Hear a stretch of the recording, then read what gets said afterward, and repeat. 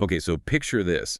You're blasting past the asteroid belt, heading into the realm of the gas giants. Oh, wow. Jupiter and Saturn, these colossal worlds of swirling storms, All right. crazy strong magnetic fields, Yeah. and more moons than you can shake a stick at. I like that analogy. Welcome to Cosmos in a Pod. Space and Astronomy series. Today we're diving deep into these gas giants, Yeah. Jupiter and Saturn. Right. What makes them tick, what secrets they hold, and how they've shaped our solar system. Sounds good. But before we get lost in the rings of Saturn, Yeah. let's start with something I've always wondered. What exactly is a gas giant, Okay. and how are they different from, say, Earth? Well, what's fascinating here is that gas giants are like the opposite of Earth. Okay. Instead of solid ground, they're mostly made of, you guessed it, gas. Gas. Primarily hydrogen and helium, the lightest elements in the universe. Okay. Now, you might be thinking a giant ball of gas. Yeah. And you wouldn't be wrong, but it's not as simple as that.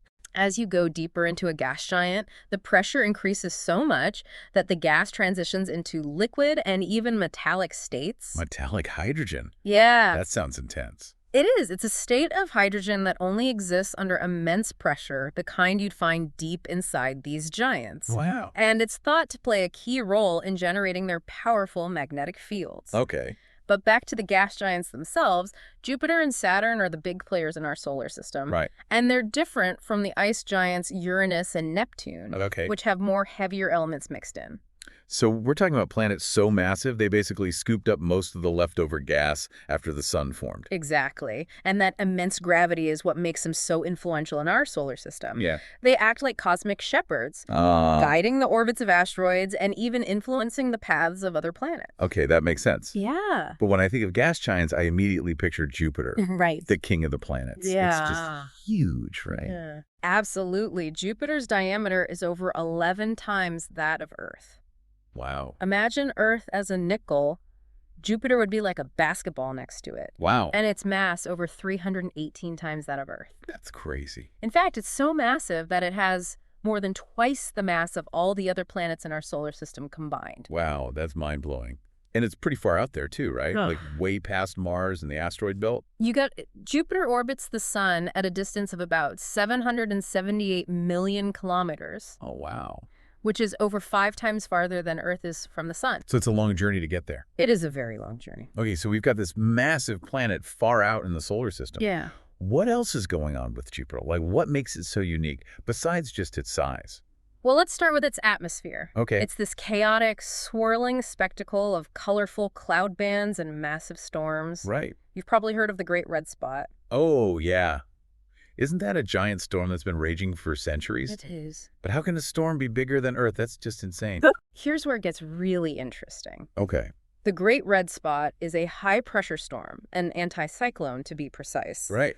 Imagine a colossal vortex of swirling gas bigger than our entire planet, Wow. with wind speeds reaching over 400 kilometers per hour. That's insane. And the fact that it's persisted for at least 300 years, possibly much longer, Yeah. has baffled scientists for ages. Right. One key factor in its longevity is something called the Coriolis effect, Okay. where the planet's rotation causes winds to curve and contributes to the storm's stability. So it's like a never-ending hurricane fueled by Jupiter's insane rotation speed. That's a good way to put it. Wow. And this powerful atmosphere also plays a role in generating Jupiter's incredibly strong magnetic field, Okay. which is a whopping 20,000 times stronger than Earth's. That's a lot. This creates intense radiation belts around the planet, making it a pretty hostile environment. So a visit to Jupiter might be off the table then. Well, not without some serious radiation shielding. But even from afar, Jupiter is fascinating because of its moons.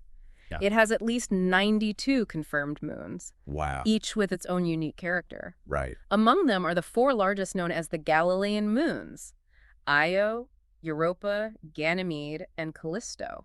The Galilean moons.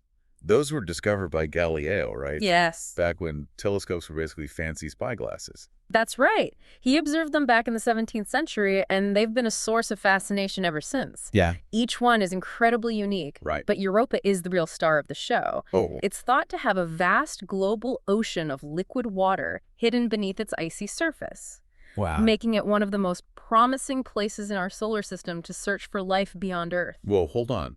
An ocean on another moon? Yes! Are we talking about alien fish here or something even weirder? Well, we don't expect to find alien fish, Okay.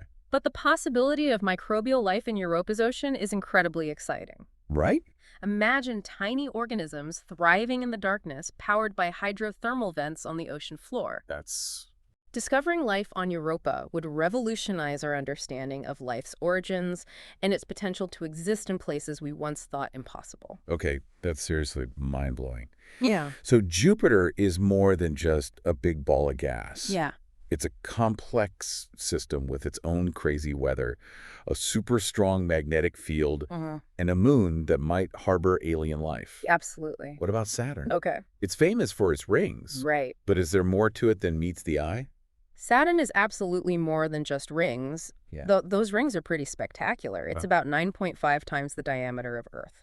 So still a giant, though not as massive as Jupiter. Right. It orbits the sun at a distance of about 1.43 billion kilometers, which is nearly twice as far as Jupiter. Okay, so it's farther out and a bit smaller than Jupiter. Yeah. But those rings, Right. they're what makes Saturn so iconic, right? Yeah. What are they made of and how do they even form? The rings are made up of countless icy particles, ranging in size from tiny dust grains to chunks as big as houses. And they extend outwards for a staggering 282,000 kilometers. Oh my God. But what's truly mind-boggling is how thin they are, Going. averaging just 10 meters in thickness. Wait, 10 meters? That's like the height of a 3-story building. Yeah. It's hard to picture something so vast, yet so incredibly thin. Imagine this. If you could somehow gather all the material in Saturn's rings and squish it together, Okay. you'd only get a moon about 200 kilometers across.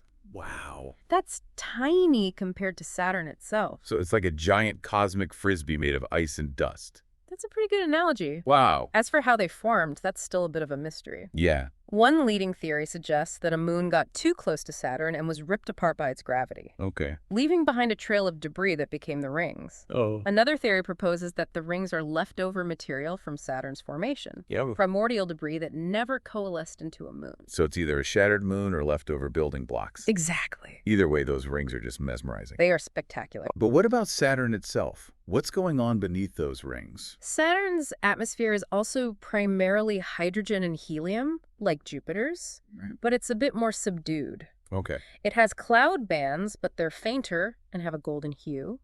Hmm. And while Saturn's magnetic field is strong, it's not as intense as Jupiter's. Right.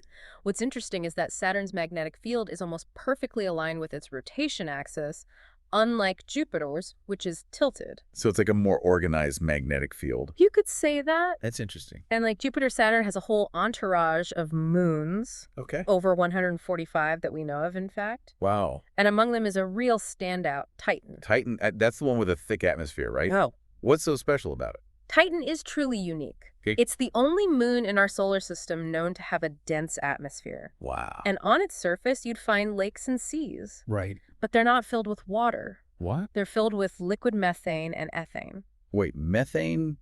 Like the stuff we use for natural gas here on Earth. Exactly. So it's like a moon with its own version of rain rivers and lakes, but made of hydrocarbons. Yeah. That's wild. It's a completely alien environment, yet strangely familiar in some ways. Right. The Huygens probe, which landed on Titan in 2005, Okay. revealed a landscape with river channels, dunes, and even what looked like shorelines. Wow. But instead of water, it's all methane. That's so bizarre. And that raises some fascinating questions about the potential for exotic forms of life on Titan, yeah. life that might thrive in a methane-based environment. Okay, now my mind is officially blown. It's a fascinating place. So we've got Jupiter with its giant storm, super strong magnetic field, and a moon with a potential ocean. Yeah. And then we have Saturn, the ringed beauty with a moon that has methane lakes. Right. It's hard to even grasp the sheer scale and diversity of these gas giants. It really is. And we've only just begun to scratch the surface of what they can teach us about planetary science. Right. The formation of solar systems and the potential for life beyond Earth. This is incredible. Yeah. But I think we need a little breather to process all of this amazing information. Yeah, let's take a break. Maybe in the next part we can dive into some of the missions that have explored these gas giants, Absolutely. like Juno and Cassini. Stay tuned for part 2, where we'll delve into the incredible missions that have ventured to Jupiter and Saturn, Right? revealing their secrets and pushing the boundaries of our understanding. Don't forget to follow and subscribe to Cosmos in a Pod. And check out our YouTube channel for more cosmic adventures. Yes, please do. See you in part 2. See you then.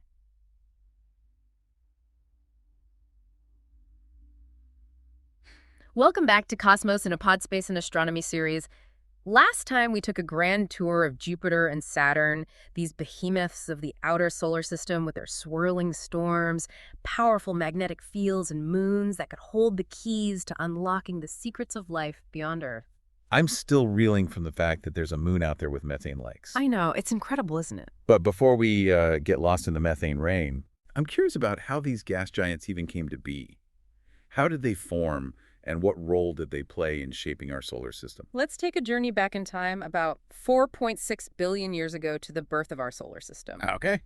Back then, it was just a vast swirling cloud of gas and dust known as the solar nebula. It was a chaotic, messy place with particles constantly colliding and clumping together under the pull of gravity. So it's like a giant cosmic nursery where stars and planets are born from the swirling cloud of stuff. Exactly. As the cloud collapsed, it began to spin faster and faster, and most of the material was drawn toward the center, forming a protostar that would eventually ignite and become our sun. Okay, so we've got our baby sun at the center, glowing and heating up everything around it. What about the rest of the material, the stuff that didn't become the sun? The remaining gas and dust continued to swirl around the young sun, forming a disk.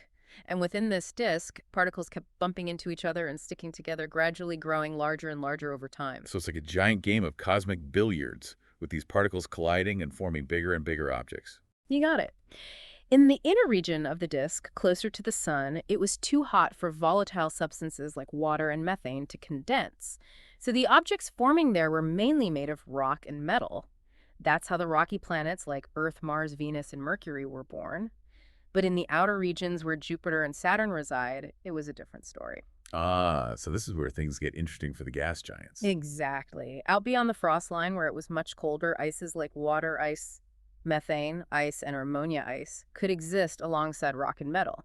This meant there was a lot more material available for planet formation in the outer solar system. So it's like the outer solar system had a bigger buffet to choose from, which helped these planets grow much larger. That's a great way to put it. These massive objects in the outer solar system became the cores of Jupiter and Saturn. But here's where things get really interesting. Their immense gravity began attracting vast amounts of hydrogen and helium gas from the surrounding solar nebula, growing to truly colossal sizes. So they were like cosmic vacuum cleaners, sucking up all the leftover gas and becoming the gas giants we know today. Exactly. Yeah. And this process of gas accretion is what set them apart from the rocky planets. Jupiter and Saturn became massive enough to hold onto these huge envelopes of gas, creating the gas giants we see today. It's mind-boggling to think about these planets growing to hundreds of times the mass of Earth. Did this rapid growth have any effects on the rest of the solar system? It most certainly did. Jupiter, especially with its massive gravitational pull, played a huge role in sculpting the solar system as we know it. Oh, There's a theory that Jupiter actually migrated inward towards the sun early in its history. wait, really? So Jupiter wasn't always in its current position. It went on a little cosmic road trip. According to this theory, Jupiter's inward journey stirred things up a bit. Oh. It disrupted the orbits of planetesimals in the inner solar system, scattering them around and even flinging some completely out of the solar system. So Jupiter was like a cosmic bowling ball wreaking havoc in the early solar system. Well, it was a bit more nuanced than that.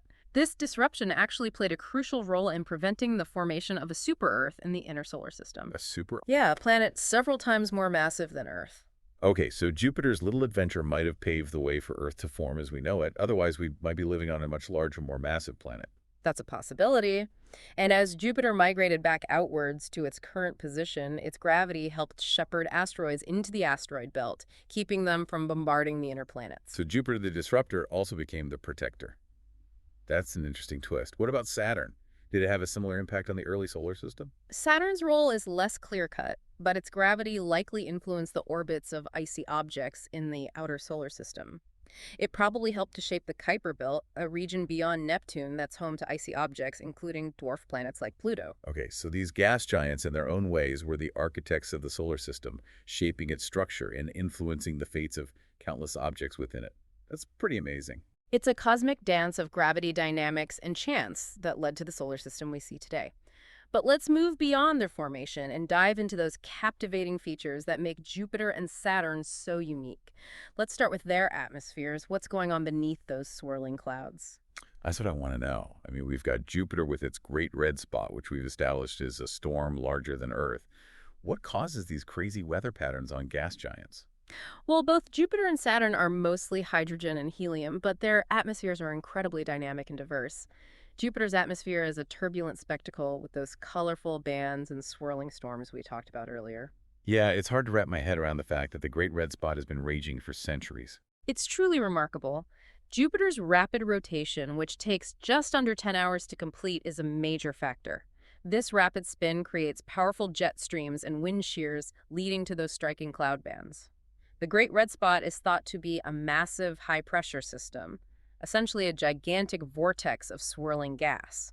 Its longevity is still a mystery, but the Coriolis effect, where the planet's rotation causes winds to curve, likely plays a role in its stability. So it's like a perpetual hurricane fueled by Jupiter's crazy rotation speed and some fancy physics. That's a good analogy. Now, Saturn's atmosphere is also banded, but the colors are more muted with a kind of golden hue. It's thought that Saturn's deeper cloud layers obscure some of the more dynamic features we see on Jupiter. So it's like Jupiter's putting on a flashy light show, while Saturn is more of a subtle, mysterious beauty. What about their iconic rings? What makes them so unique and how do they form? The rings. They are indeed spectacular. Saturn's rings are made up of countless icy particles ranging in size from tiny dust grains to chunks as big as houses. They extend outward for an incredible 282,000 kilometers. But what's truly mind-boggling is how thin they are, Yeah, averaging just 10 meters in thickness. I know we talked about this before, but 10 meters? That's just unbelievable. It's like a giant flat sheet of ice and dust spread out over an enormous distance. Precisely. Imagine this. If you could somehow gather all the material in Saturn's rings and clump it together, it would only form a moon about 200 kilometers across. That's tiny compared to Saturn itself. Okay, that puts it into perspective. So these rings are visually stunning, but they're incredibly diffuse. But where did all this icy material come from? There are a few theories about their origin. One suggests that the rings formed when a moon got a little too close to Saturn and was torn apart by its gravitational forces, leaving behind a trail of debris that eventually formed the rings. Another theory proposes that the rings are actually leftover material from Saturn's formation, primordial debris that never coalesced into a moon. So it's either a shattered moon or cosmic leftovers. Either way, those rings are a sight to behold. But I'm curious, does Jupiter have rings too? It does, but they're much fainter and thinner than Saturn's, composed mostly of dust particles rather than ice. They're not nearly as spectacular, which is why they're not as well known. So Saturn really is the Lord of the Rings in our solar system. What else makes these gas giants stand out? Their magnetic fields are another remarkable feature. We touched on Jupiter's intense magnetic field earlier, which is thousands of times stronger than Earth's. Yeah, that thing's a beast. But what makes these magnetic fields so powerful? It's thought that they're generated by the movement of metallic hydrogen deep within their interiors. These planets are so massive that the pressure and temperature at their cores become extreme, squeezing hydrogen into a state where it can actually conduct electricity. Metallic hydrogen. So it's like a liquid metal, but made of hydrogen. That sounds wild. It is, and it's this metallic hydrogen that acts like a giant dynamo, swirling and churning deep within the planet, generating those enormous magnetic fields. Okay, so it's like having a giant cosmic power generator hidden inside these planets. What are some of the effects of these magnetic fields? These powerful fields create vast magnetospheres around the planets, which trap charged particles from the sun. This creates intense radiation belts, making the environments around these planets quite hostile to unshielded spacecraft or, any living thing that might be wandering by. Yeah, that's not exactly a welcoming environment. But you mentioned something about auroras, like the northern lights we see on Earth. Exactly. Yeah. These magnetic fields give rise to spectacular auroras at the planet's poles. The Cassini spacecraft captured stunning images of Saturn's auroras, which can cover vast areas of the planet. Wow, I can't imagine how amazing it would be to see an aurora on Saturn. It would be truly breathtaking. It's a reminder that even though these gas giants are so different from our own planet, they share some similarities. The same underlying physics that governs the universe connects these seemingly disparate worlds. It's like a beautiful reminder of the interconnectedness of everything in the cosmos. But we've talked a lot about the planets themselves. What about those incredible moons they have? Ah, yes. The moons, Jupiter and Saturn, each have a diverse collection of moons, each with its own unique story to tell. We've already discussed Jupiter's Galilean moons and Saturn's Titan. Right, those were mind-blowing. But what about the other moons in these systems? Are there any other standouts? Oh, absolutely. Jupiter has Io, the most volcanically active body in the solar system. Its surface is constantly reshaped by eruptions of molten sulfur and silicate lava. Wow, that sounds incredibly dramatic. What drives this intense volcanic activity? It's all due to tidal heating. Io is caught in a gravitational tug-of-war between Jupiter and the other Galilean moons. This constant stretching and squeezing generates incredible heat within Io, melting its interior and causing those spectacular So eruptions. it's like a cosmic dance of gravity, heating this moon up and creating these amazing volcanic displays. That's a great way to put it. And then there's Ganymede, the largest moon in the entire solar system. It's even bigger than the planet. Mercury Ganymede has a metallic core and its own magnetic field, making it quite unique among moons. It's like a mini planet in its own right. What about Callisto? Callisto, the outermost of the Galilean moons, is heavily cratered and thought to be one of the oldest and most geologically stable objects in the solar system. It's like a time capsule preserving a record of the early solar system. It's amazing to think about all these different moons, each with its own distinct personality. What about Saturn's moons? Any other fascinating ones besides Titan? There's Enceladus, a small but incredibly active moon. The Cassini spacecraft discovered geysers erupting from its south polar region, spewing water vapor and ice particles into space. The geysers on a moon, that's incredible. What's causing those? Like Io, tidal heating plays a role, but with Enceladus, it's thought that there's a vast ocean of liquid water beneath its icy surface. These geysers are like windows into this hidden ocean, offering tantalizing hints of a potential habitat for life. Okay, now that is seriously cool. Volcanic moons, moons with oceans, moons with lakes of methane. It's amazing to think about the diversity of worlds that exist within our solar system. It truly is. And these moons aren't just fascinating in their own right. They provide valuable clues about the formation and evolution of planetary systems. They're like natural laboratories, helping us understand the processes that shape worlds beyond our own. So we've covered a lot of ground in this part of our deep dive. What are some of the key takeaways you'd like our listeners to remember about Jupiter and Saturn's formation, their atmospheres, their rings, and these incredible moons? The key takeaway is that these gas giants are far more than just big balls of gas. They are complex dynamic systems with rich histories and a profound influence on our solar system. Their formation was a dramatic and influential event. Their atmospheres are turbulent and ever-changing. Their rings are intricate and awe-inspiring, and their moons are diverse and fascinating worlds unto themselves. It's a reminder that the universe is full of surprises, and there's always more to discover. But now I'm really eager to hear about the missions that have ventured to these gas giants, the missions that have brought us these incredible images and data. That's a perfect segue. Stay tuned for part 3, where we'll delve into those incredible missions, the daring voyages that have revealed so much about Jupiter and Saturn, from their turbulent atmospheres to their fascinating moons and those iconic rings. I can't wait. And in the meantime, listeners, don't forget to follow and subscribe to Cosmos in a Pod, and check out our YouTube channel for more cosmic adventures. We'll see you in part 3. Welcome back to Cosmos in a Pod Space and Astronomy series.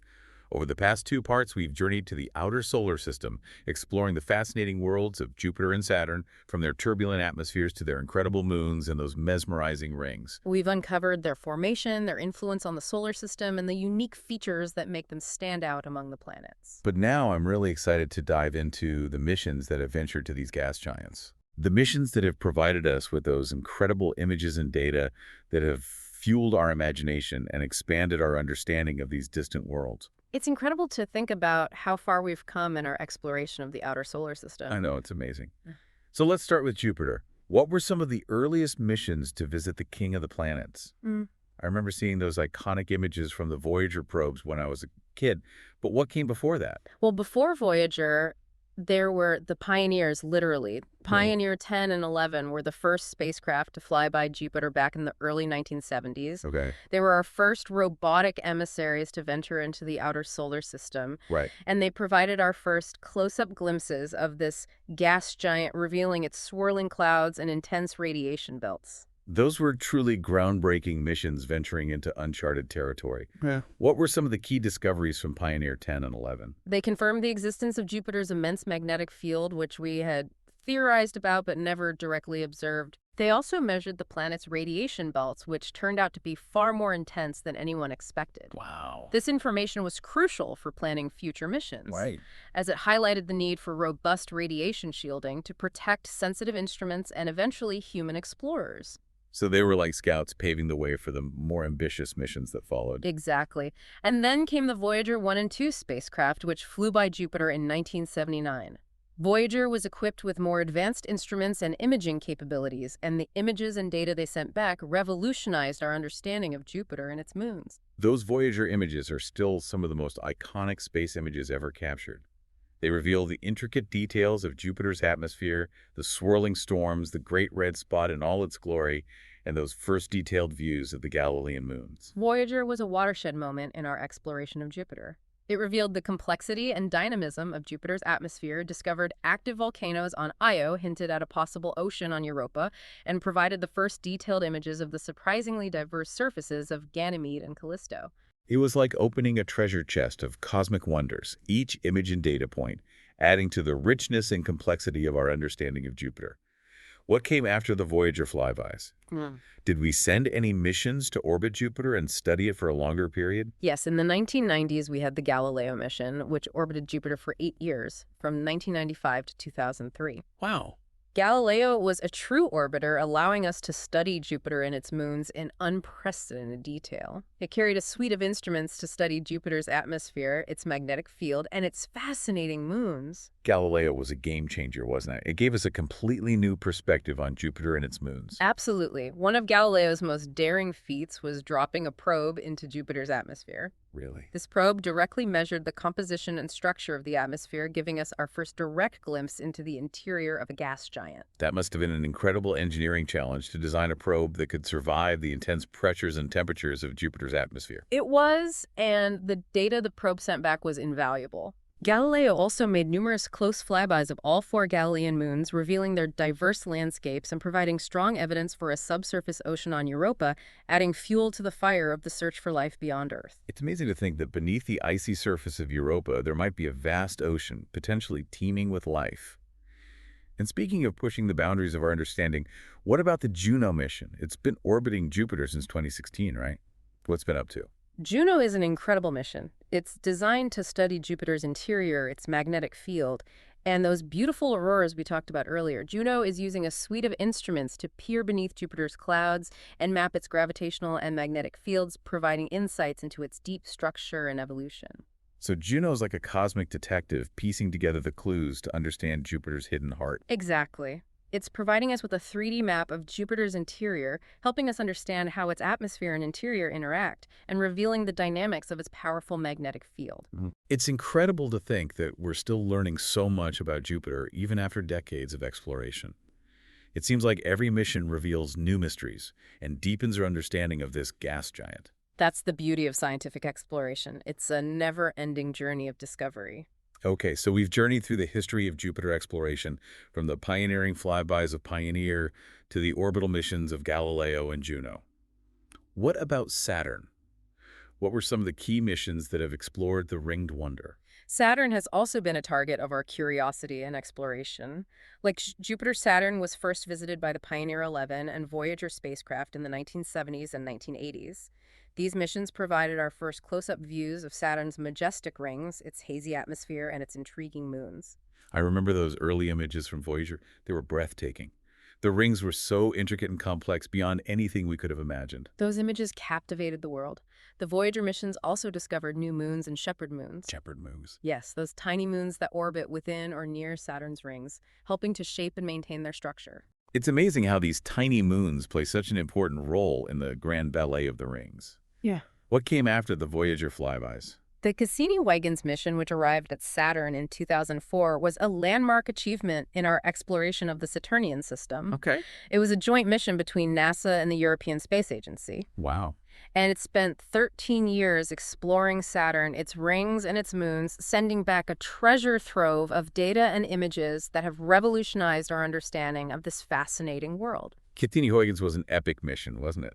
It seemed like every few months there was a new discovery, a new image that would blow our minds. It was a truly remarkable mission. Cassini discovered geysers erupting from Enceladus, providing evidence for a subsurface ocean that could potentially harbor life.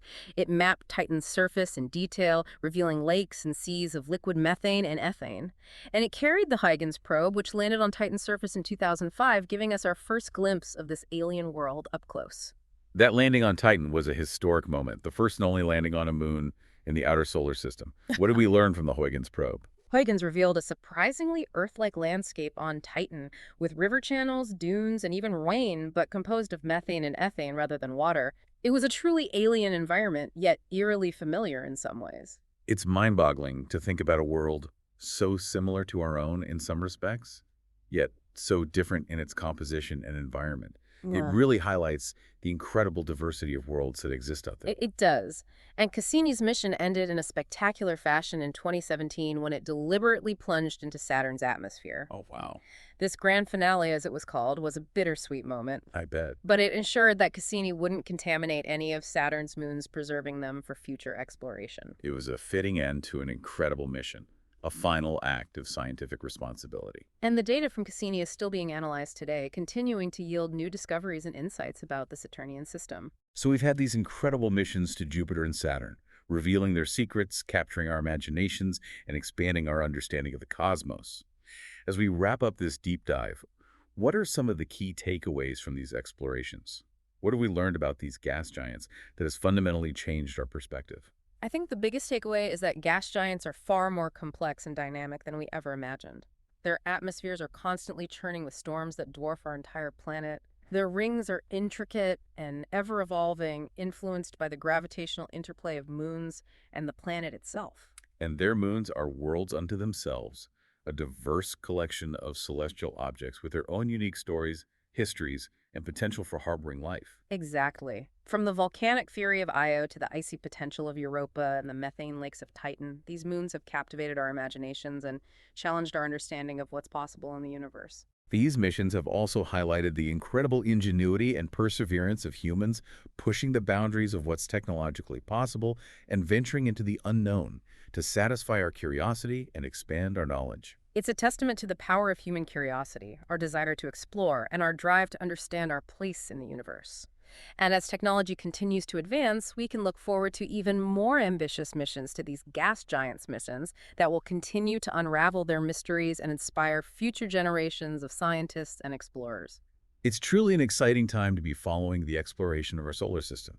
There's so much more to discover, so many mysteries yet to be solved. That's the beauty of science. It's a never-ending journey of exploration and discovery. And these gas giants, with their grandeur and their secrets, will continue to beckon us to explore, to question, and to wonder. Well, that brings us to the end of our deep dives into the world of gas giants. It's been an incredible journey filled with wonder, discovery, and a sense of awe at the vastness and complexity of the cosmos. I've enjoyed our exploration immensely, and I hope our listeners have gained a newfound appreciation for these majestic planets and the incredible missions that have revealed their secrets. If you want to continue exploring the universe with us, don't forget to follow and subscribe to Cosmos in a Pod, and check out our YouTube channel for more cosmic adventures. We'll be back with more deep dives into the fascinating world of space and astronomy, bringing you the latest discoveries and insights. Until next time, keep looking up at the stars, keep asking questions, and never lose your sense of wonder.